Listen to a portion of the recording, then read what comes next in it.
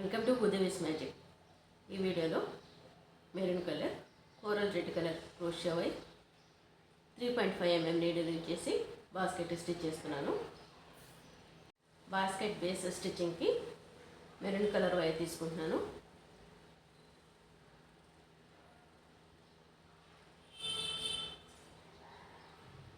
ఇలా single crochet chains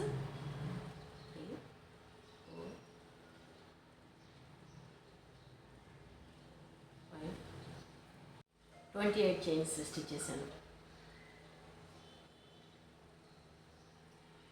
first chain skip చేసి second chain నుంచి నీడల్ తీసుకుని సింగిల్ క్రోషెట్లో స్టిచ్ చేసుకోవాలి.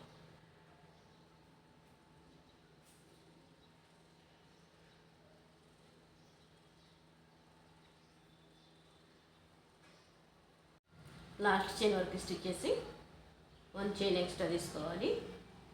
టర్న్ చేసుకుని ఫస్ట్ చైన్ స్కిప్ చేసి సెకండ్ చైన్లో 2 చైన్స్ నుంచి నీడల్ తీసుకుని డబల్ చైన్ క్రోషెట్లో స్టిచ్ చేయాలి.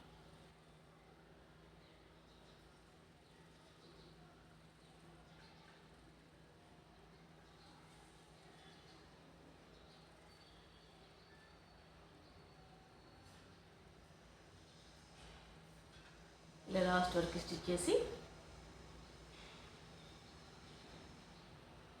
1 చైన్ ఎక్స్ట్రా తీసుకుని టర్న్ చేసుకోవాలి. ఫస్ట్ చైన్ స్కిప్ చేసి మిగిలిన చైన్స్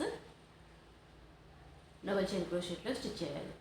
సేమ్ ఇలానే లాస్ట్ వరకు స్టిచ్ చేయాలి. 1 చైన్ ఎక్స్ట్రా తీసుకోవాలి. టర్న్ చేసుకుని ఫస్ట్ చైన్ స్కిప్ చేసి సెకండ్ చైన్ నుంచి నీడిల్ తీసుకుని డబల్ చైన్ క్రోషెట్లో స్టిచ్ చేసుకోవాలి.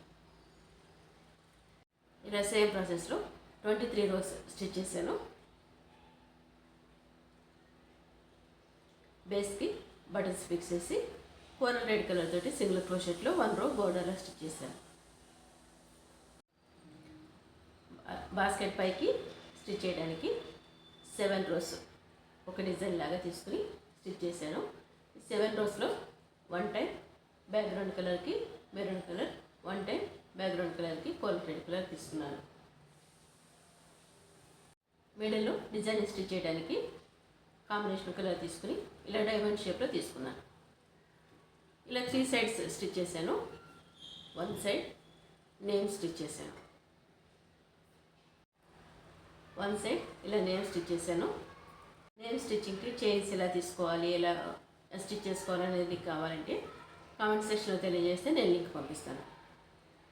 ఈ నేమ్ స్టిచ్ చేసేటప్పుడు హాఫ్ డిజైన్ పైకి హాఫ్ డిజైన్ తీసుకున్నాను 2 పార్ట్స్గా.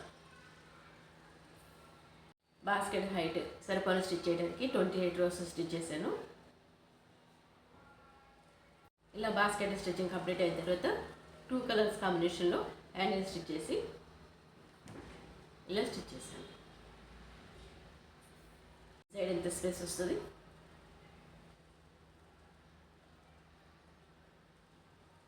ఈ వీడియో మీకు నచ్చినట్టయితే లైక్ చేయండి, షేర్ చేయండి, మా ఛానల్ని సబ్స్క్రైబ్ చేయండి. Please subscribe our channel. Thanks for watching. Thank you.